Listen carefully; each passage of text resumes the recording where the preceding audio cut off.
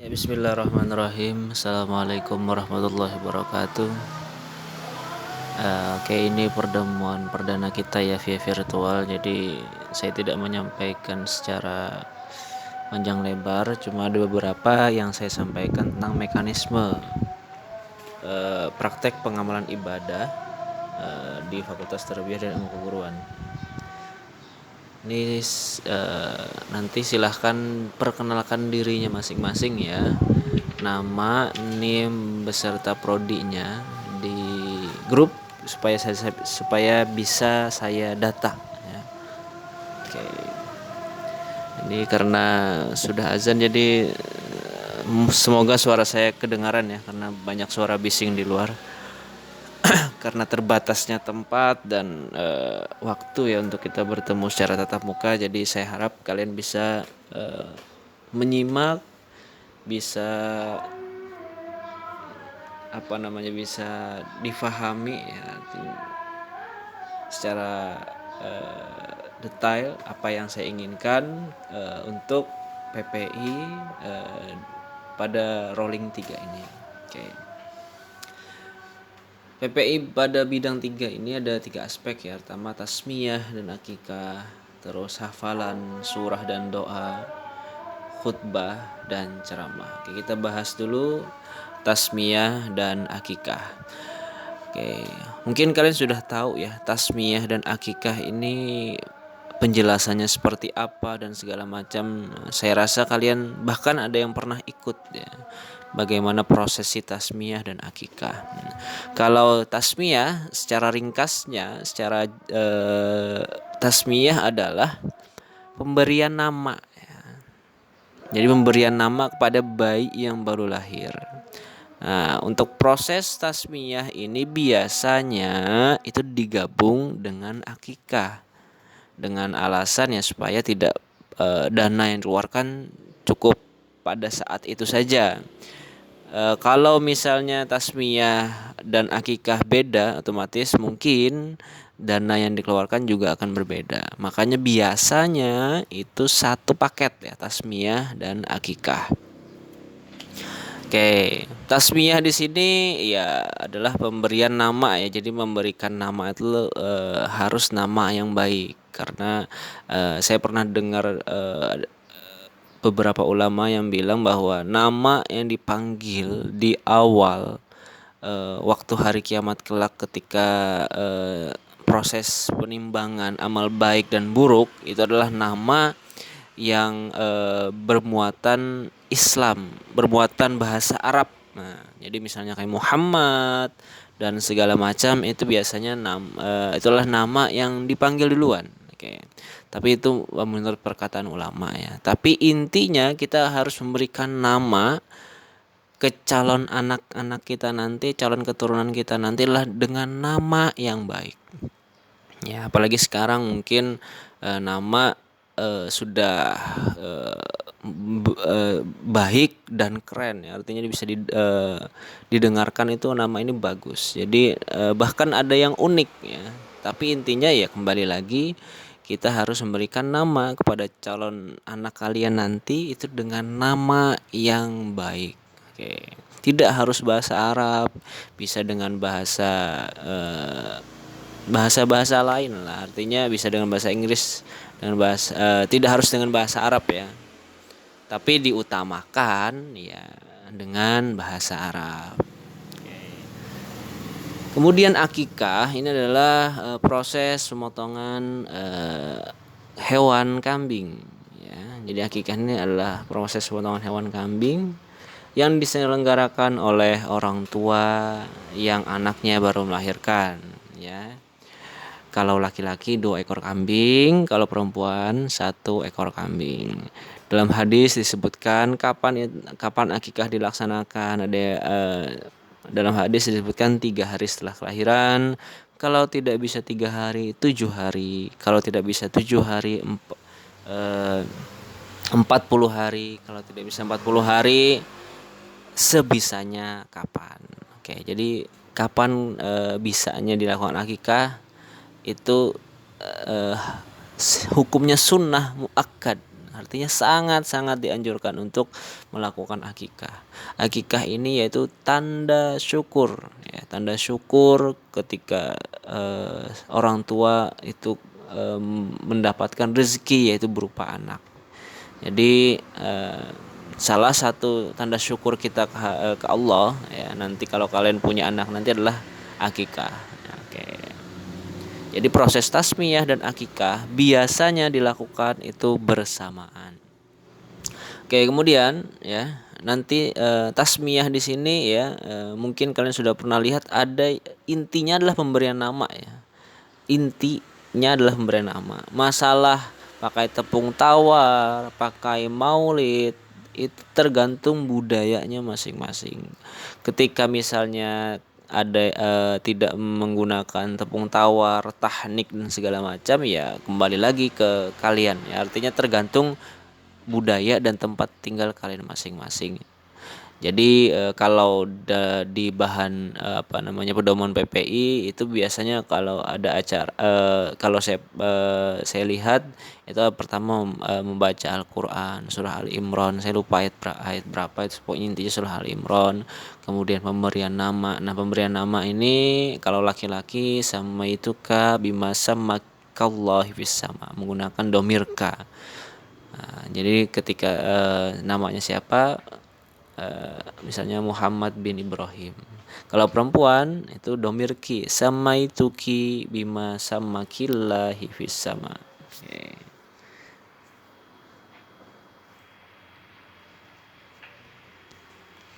Jadi menggunakan domirki. Nah, jadi ada beda pemberian nama untuk perempuan dan pemberian nama untuk laki-laki.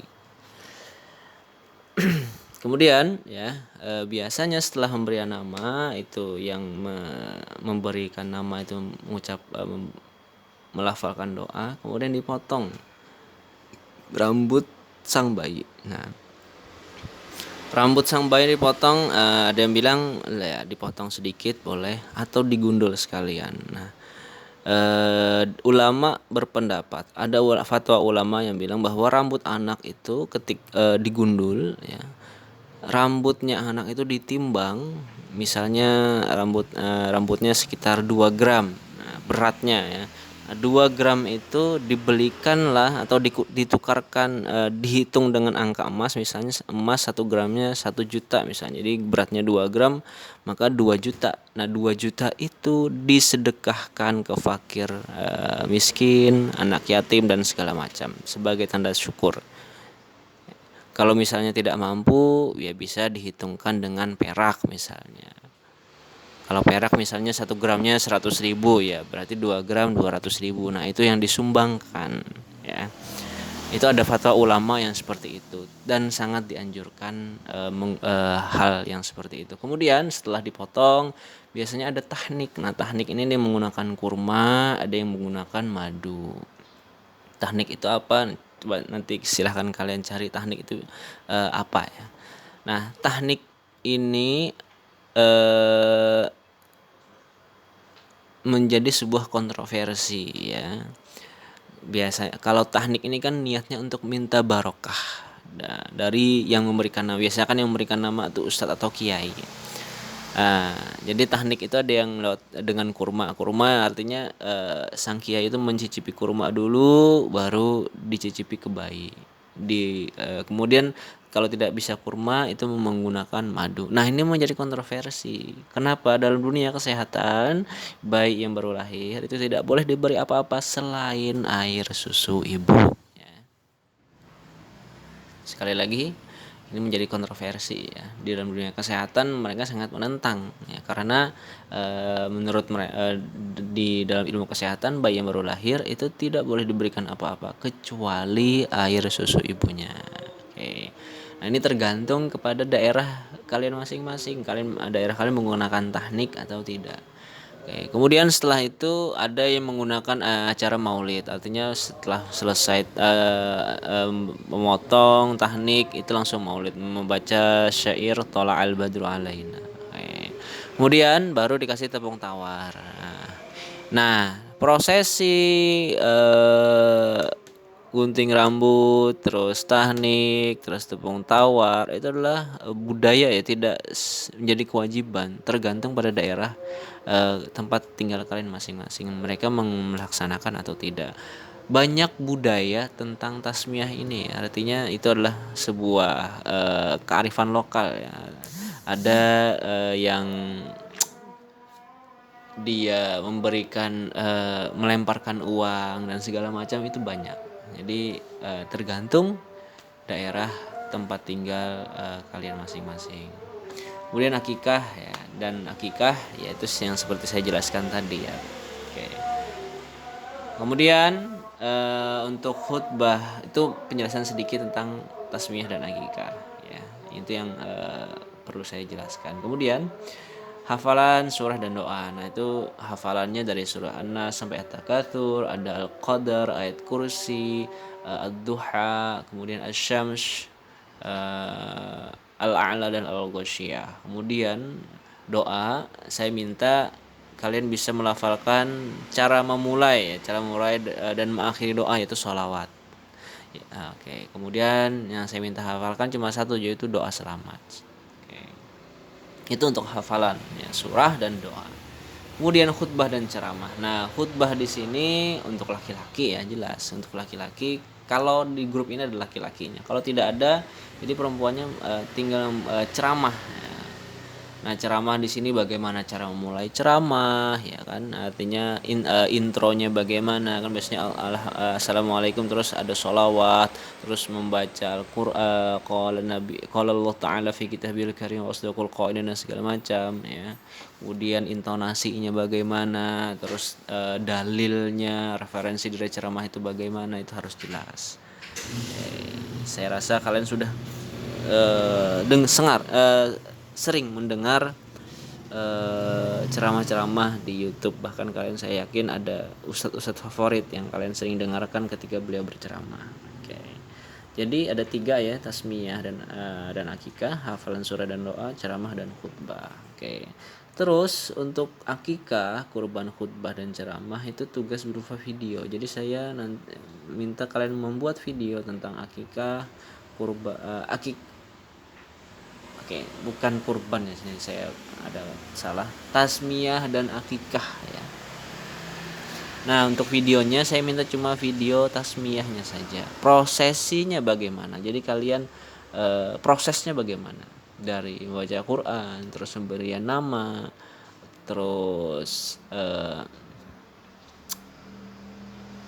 perlaku pemberian nama, terus gunting rambutnya, terus kemudian dan segala macam yang berkaitan dengan akikah, itu tolong dipraktekkan. Nah, silahkan kalian cari referensi bebas ya, artinya saya tidak harus berpatokan referensi seperti ini. Kalian boleh mengikuti contoh di YouTube, monggo. Di pedoman PPI, buku pedoman PPI ya silahkan, tidak masalah. Yang penting saya minta video berupa prosesi akikah yang kalian praktekkan, oke, dan dijelaskan. Kemudian untuk kurban saya minta cuma penjelasannya saja, artinya tidak praktek tapi cuma penjelasan. Untuk akikah itu penjelasannya saja, oke. Kemudian untuk ceramah ya, kalian membuat video tentang ceramah ya, artinya durasinya minimal 5 menit. Durasinya minimal 5 menit, temanya bebas ya, temanya bebas, tidak terkait dengan tema apapun, temanya bebas.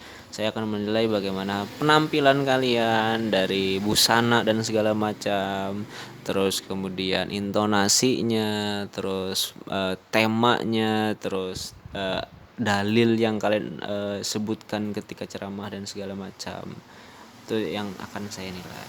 Oke. Kemudian itu jadi tasmiyah, akikah, khutbah dan ceramah itu tugasnya berupa video. Oke. Hafalan surah dan doa ya, ini mau tidak mau kita harus lewat video call ya, artinya hafalan ini video call, tidak bisa lewat video karena saya ingin melihat hafalan kalian. Nah, karena jarak jauh ya, saya minta nanti ketika hafalan itu kalian menutup mata masing-masing ya, artinya supaya kalian tuh benar-benar hafal, artinya bukan membaca. Oke, kapan dikumpulkan bebas. Pokoknya sampai akhir PPI semuanya harus terkumpulkan. Baik itu tugas tasmiyah dan akikah, khutbah atau ceramah, sampai akhir. Lebih cepat lebih baik lah kalian kerjakan semuanya. Pokoknya sampai akhir PPI itu batas akhir kalian mengumpulkan video, tugas, tasmiyah dan akikah, khutbah atau ceramah. Kemudian untuk hafalan saya bisa di hari Selasa, Rabu, dan Sabtu. Jadi pergunakan 3 hari itu ya untuk menghafal lewat video call. Jadi saya bisanya Selasa, Rabu, dan Sabtu. Oke, mungkin itu yang dapat saya sampaikan. Kurang lebihnya saya minta maaf. Salam kenal untuk kelompok rolling 3 ya. Nanti mungkin di akhir kita bisa silaturahmi lewat virtual, lewat Zoom, dan supaya kita saling mengenal satu sama dengan yang lain. Mungkin itu yang dapat saya sampaikan. Saya akhiri. Assalamualaikum warahmatullahi wabarakatuh.